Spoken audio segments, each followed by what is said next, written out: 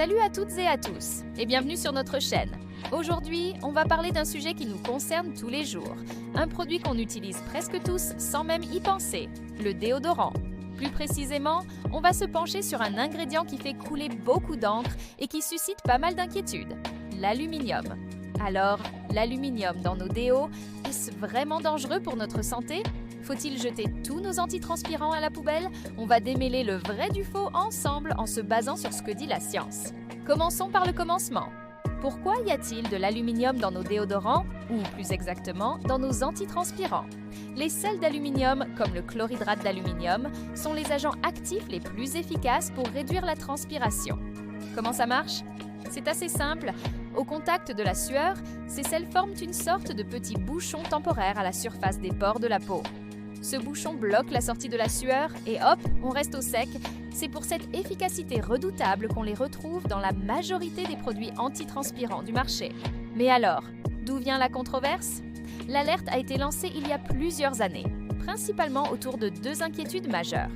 La première concerne un lien potentiel entre l'exposition à l'aluminium et le développement de certaines maladies neurodégénératives, comme la maladie d'Alzheimer.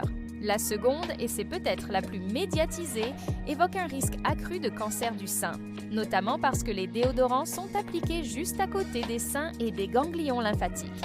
Face à ces accusations, on se sent forcément un peu perdu.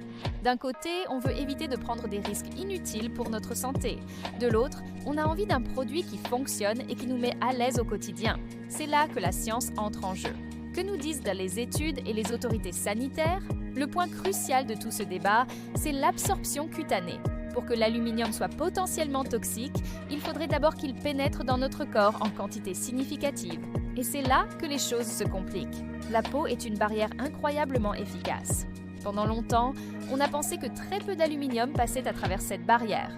Les premières études estimaient que seulement une infime partie, environ 0,01% de l'aluminium appliqué sur la peau était absorbé. Sur cette base, les autorités sanitaires, comme le Comité scientifique pour la sécurité des consommateurs en Europe, ont conclu que l'utilisation d'antitranspirants contenant de l'aluminium était sûre. Cependant, de nouvelles recherches ont un peu changé la donne. Des études plus récentes, utilisant des méthodes plus sensibles, ont suggéré que le taux d'absorption pourrait être légèrement plus élevé, bien que toujours très faible. C'est ce qui a relancé le débat et a poussé les agences sanitaires à réévaluer le dossier. En France, par exemple, l'Agence nationale de sécurité du médicament, l'ANSM, a étudié la question de très près. Alors, quel est le verdict actuel ? Sur le lien avec la maladie d'Alzheimer, la communauté scientifique est aujourd'hui assez unanime. Les données actuelles ne permettent pas d'établir un lien de cause à effet entre l'utilisation de déodorants à l'aluminium et cette maladie. La piste de l'aluminium, qui était très étudiée il y a quelques décennies, a été largement abandonnée au profit d'autres pistes de recherche jugées plus prometteuses. Concernant le cancer du sein, la situation est un peu plus nuancée et c'est ce qui entretient la controverse. Plusieurs études épidémiologiques ont été menées pour voir s'il y avait une corrélation entre l'utilisation d'antitranspirants et le risque de cancer du sein. Les résultats de ces études sont contradictoires. Certaines n'ont trouvé aucun lien, tandis que d'autres ont suggéré une légère augmentation du risque, mais sans pouvoir prouver que l'aluminium en était la cause. Il faut comprendre qu'il est très difficile d'isoler un seul facteur. Notre exposition à l'aluminium ne vient pas que des déodorants. On en trouve dans l'eau, dans l'air, dans certains aliments et même dans certains médicaments comme les pansements gastriques. Le point qui a le plus attiré l'attention est la découverte de concentrations d'aluminium plus élevées dans les tissus mammaires de femmes atteintes d'un cancer du sein par rapport aux tissus sains. Mais là encore, corrélation ne veut pas dire causalité. Est-ce que l'aluminium a contribué au développement du cancer ou est-ce que les tissus cancéreux ont une tendance à accumuler plus d'aluminium ? La question reste ouverte. Face à cette incertitude, que recommandent les autorités ? C'est le principe de précaution qui prime. La NSM, par exemple, a émis des recommandations importantes. Premièrement, elle conseille de ne pas utiliser d'antitranspirants contenant de l'aluminium sur une peau lésée ou irritée. Pourquoi ?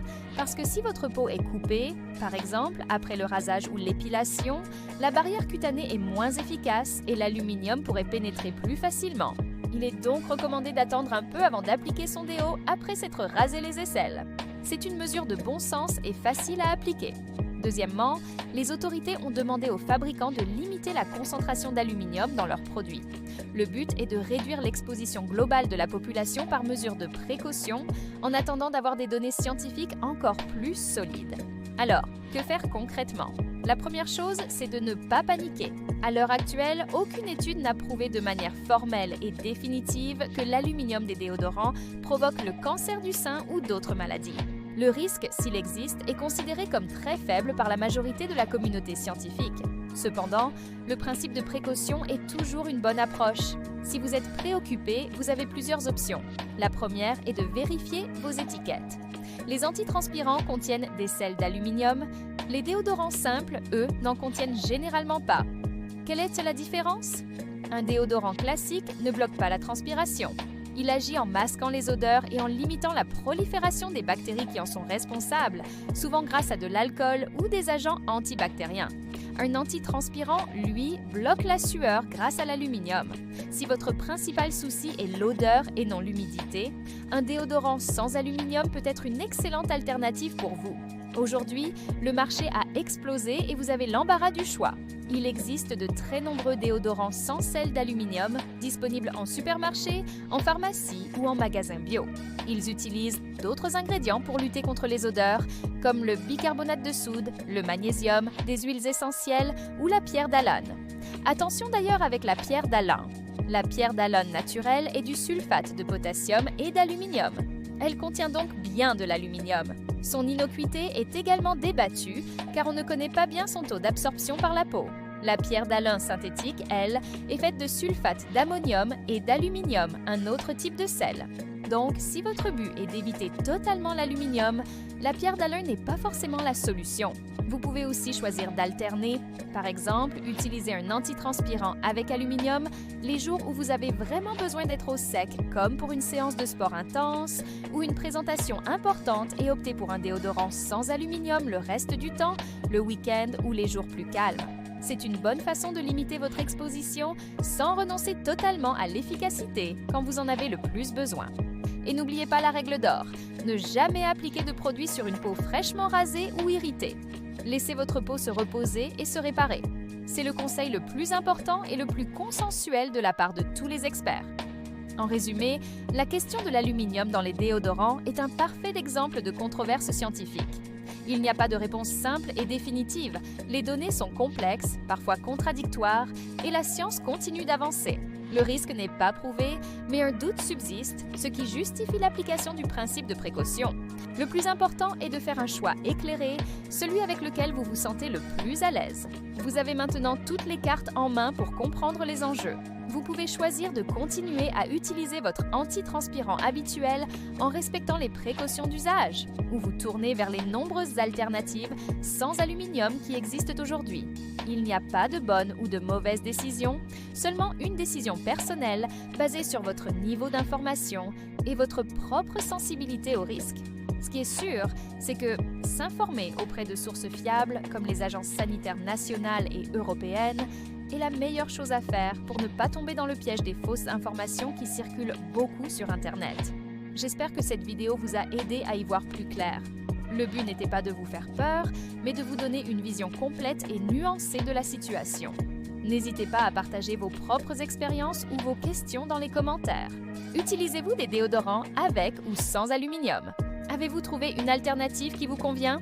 La discussion est ouverte. Merci beaucoup d'avoir regardé cette vidéo jusqu'au bout. Si elle vous a plu et que vous l'avez trouvée utile, pensez à laisser un petit pouce bleu, ça aide énormément la chaîne. Et surtout, abonnez-vous pour ne pas manquer nos prochaines vidéos sur les sujets santé et bien-être qui vous intéressent. Prenez bien soin de vous et je vous dis à très bientôt